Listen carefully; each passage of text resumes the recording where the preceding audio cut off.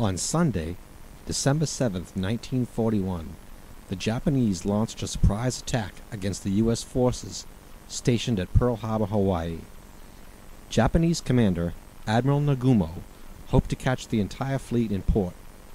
Fortunately, a number of aircraft carriers and one of the battleships were not.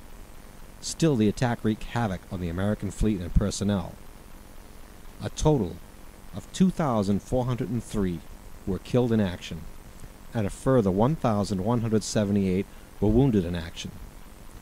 Among the ships sunk or destroyed in the harbor that day were the battleships USS Arizona, USS Oklahoma, USS California, USS West Virginia, and USS Nevada.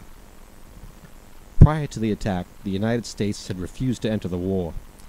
The majority of American citizens opposed involvement of the United States in what was previously considered a foreign internal conflict, and most people were satisfied to let them fight it out amongst themselves. Prior to December 7, 1941, the majority felt it was neither wise nor appropriate to use the U.S. military against the expansion of Japan's territory in the Far East. Of course, Pearl Harbor quickly changed all that. After the Pearl Harbor attack, Japanese Naval Admiral Isoroku Yamamoto is quoted as saying, "I fear all that we have done is to awaken a sleeping giant and fill him with a terrible resolve." Ali, Thunderfoot was giving a history lesson to extremists. Even Yamamoto, with the formidable military might of pre-World War II Japan, knew they had bitten off more than they could chew. What could a band of suicide bombers hope to achieve against that kind of military power? Thunderfoot is not in charge of the sleeping giant. The sleeping giant is awakened by outside forces, like an attack on Pearl Harbor, or the World Trade Centers, not by YouTube vloggers.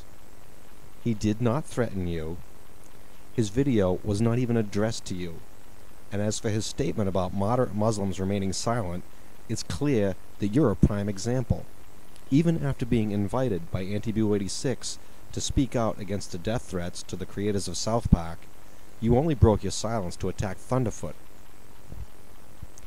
Hopefully this little history lesson will put Thunderfoot's comments in the historical perspective that they were clearly intended.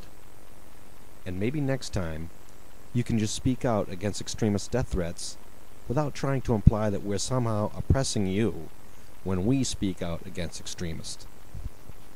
You want to live in the first world? You want to live in the age of reason and taste its sweetmeats? That's really not a problem.